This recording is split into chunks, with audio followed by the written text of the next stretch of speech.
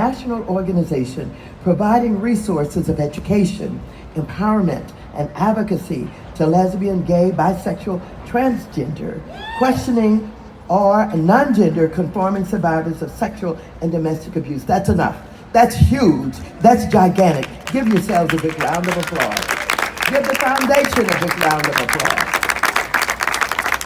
And so let me take this moment to thank Robert Harrell, the Executive Director of the I Love Me Foundation, the Board of Directors and staff for inviting me to speak with you this afternoon.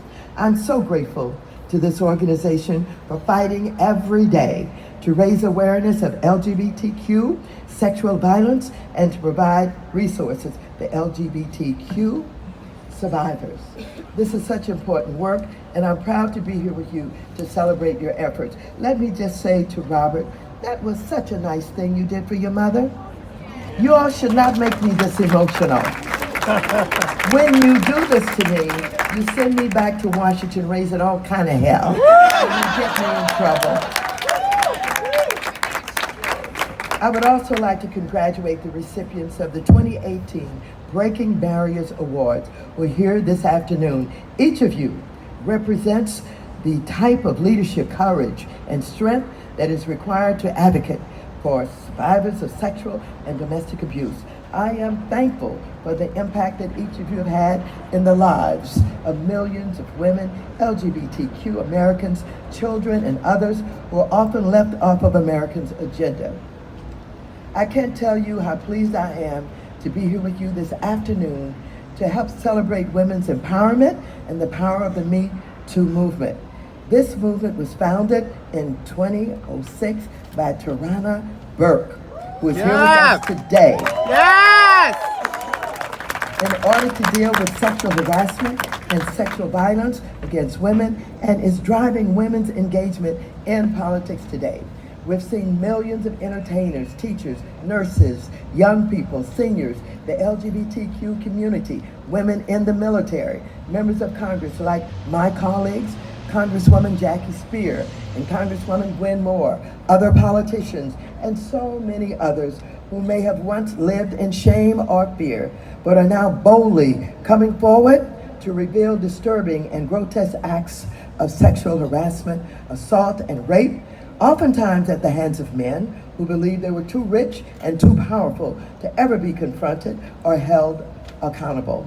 It is very fortuitous that we are gathered here in Los Angeles to discuss these issues because right now in Washington, D.C., we have a White House and a Republican-controlled U.S. Senate that is protecting yet another powerful man whom they somehow believe is worthy of a lifetime appointment to our nation's highest court, despite the fact he has been accused of sexual assault and misconduct. Anyone who is a student of history may find this moment disturbingly reminiscent of another unfortunate episode regarding a brave woman named Anita Hill. Yes. In 1991. Yes. Anita Hill courageously came forward and described the perverted abuses that she endured while serving as an assistant at the Equal Employment Opportunity Commission under a powerful conservative Supreme Court nominee, Clarence Thomas. Anita Hill, a 35-year-old African-American woman, was harshly attacked, brutally scrutinized, callously discounted, and publicly shamed by a number of powerful men, and even some women who openly called her a liar and challenged her history. However, despite the unconscionable attacks on her character and credibility, Anita Hill refused to be intimidated and endured a cruel grilling by the all-male Judiciary Committee of the United States Senate, which would later confirm Clarence Thomas by a vote of 52 to 48. Now, nearly 30 years later, we're witnessing the same type of blatant disregard, disrespect, and dismissiveness of a woman who has come forward to share her own Me Too story about yet another powerful conservative Supreme Court nominee, Judge Brett Kavanaugh. Like Thomas Kavanaugh, he denies the allegations. But now you should be well aware of her story. Dr. Christine Blasey Ford said that when she was 15 years old, Brett Kavanaugh pinned her to a bed at a party, groped her, attempted to remove her clothes, and pressed his hands against her mouth when she tried to scream. In July of 2018, Dr. Ford wrote a confidential letter detailing her story to her representative, Congresswoman Anna Eshoo, who then provided the information to California Senator Dianne Feinstein, who is the lead Democrat on the Senate Judiciary Committee.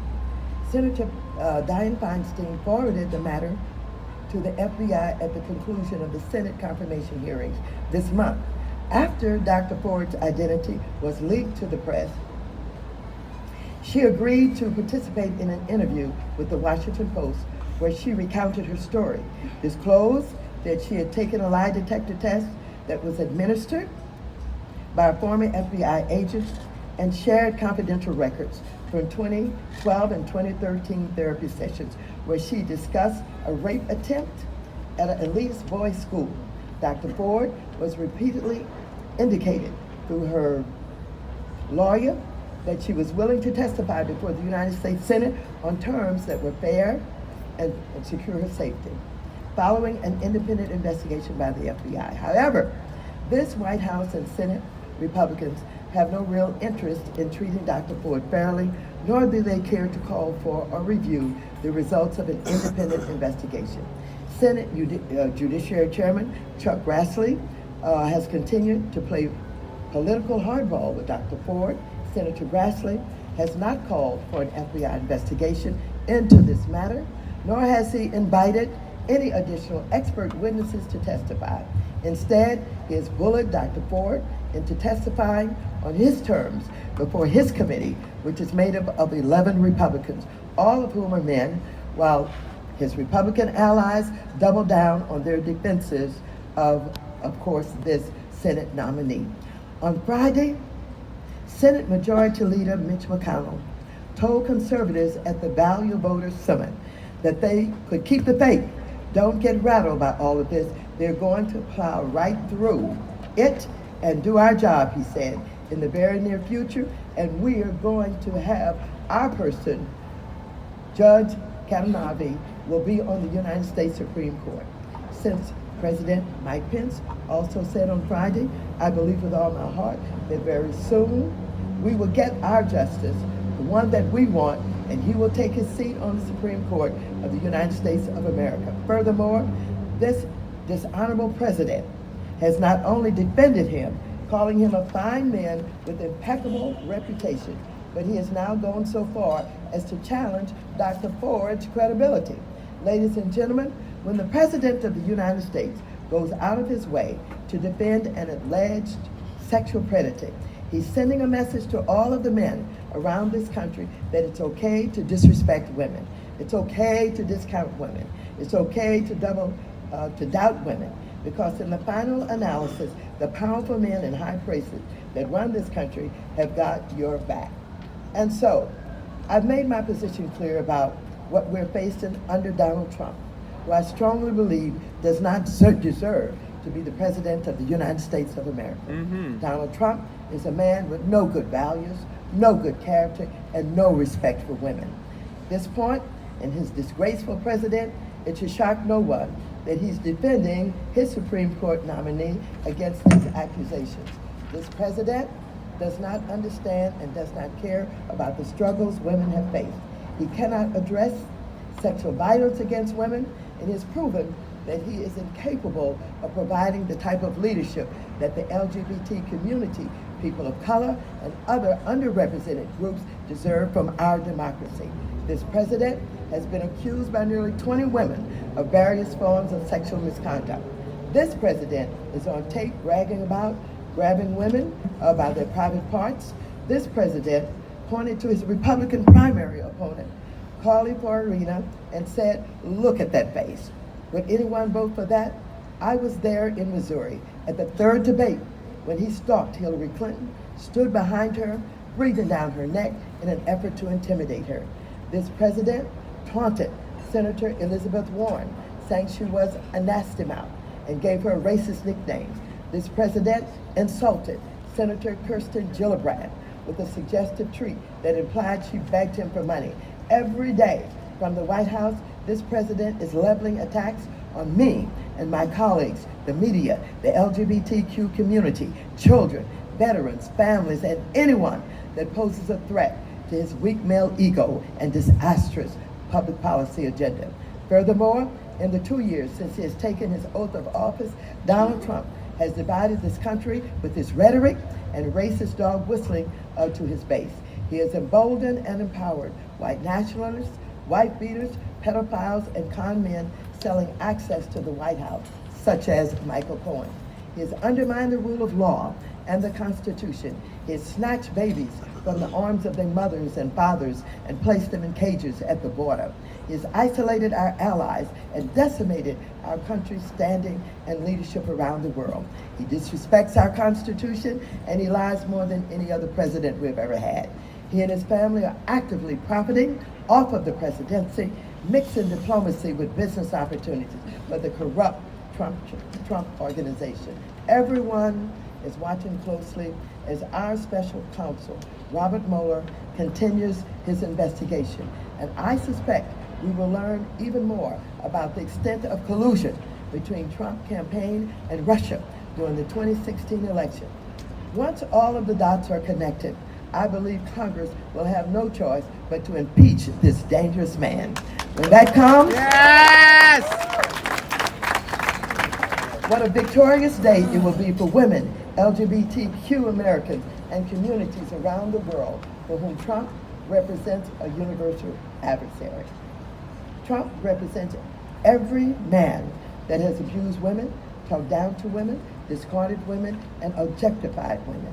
So today I want to thank everyone in this room and millions of women, LGBTQ Americans, people of color, and our allies who are committed to this fight of protecting our democracy from a deplorable man and his dishonorable allies who seek to silence us. Women are leading the resistance. When Donald Trump won the election, women refused to sit in silence. Women were the first to stage the largest protest in history, the historic Women's March, where we peacefully demonstrated our power and our strength. Since then, women have continued to organize. Women have remained empowered. Women are still reclaiming our time, and the time is up for Donald Trump and men like him. This November, we have a historic opportunity to transform the political landscape of this country at the federal, state, and local levels. More than ever before, progressive women and men from all walks of life are poised to claim an unprecedented number of electoral victories this fall. I want you to know that I'm with you in this fight and that we will be standing strong in the fights again ahead when a Democratic House and Senate takes back Congress so that we can get back to the business of serving our constituents and our community. Men and women who are here today, I tried to get through this quickly because at an event like this where you're having such a good time, you don't want to hear a long speech. But I tried to get a few things in and to let you know that I honor you, I respect you, and I respect the work that you have done, not only for yourselves, but for this country. How you have supported and strengthened this democracy by insisting that everybody be created equally and everybody receive justice in this democracy. I want to thank you for the leadership that you have provided in this country. You have fought, and you have fought hard. You have fought when nobody believed you. You have fought when you have been denied. You have been ridiculed. You have been undermined, but you never stopped. And look where you have brought us today. You have prevailed. You have done a wonderful job of helping America to know you ain't going nowhere. Yeah. This is your country. You honor the fact that you are a citizen in this country and you want your country to honor you. So let me say again, thank you. Let me implore you to keep your work, to keep on going. We got a few more things we need to do. But since you've been so successful in the past, I know you're not afraid of continuing the kind of work that needs to be done. This Supreme Court justice will probably be confirmed because we don't have enough people of courage, enough people committed to this democracy to ensure that somebody like Kavanaugh does not get appointed. And so we found something out that perhaps we had not focused on before. It doesn't make any difference whether or not he gets confirmed, he can still be indicted. that lawsuits can still be brought against him. Yes. And so if they want to fight, they've got a fight coming. So Yes. thank you all for having me here today. I've got to run. I'm going back down all those stairs that you brought me up. And let me say this. If all of you can climb the stairs, hell, I can too. Thank you. Yes! Yes! I'm going to say it again. Wow. I want to remind you guys the dessert bar is open as well, so please partake. All righty.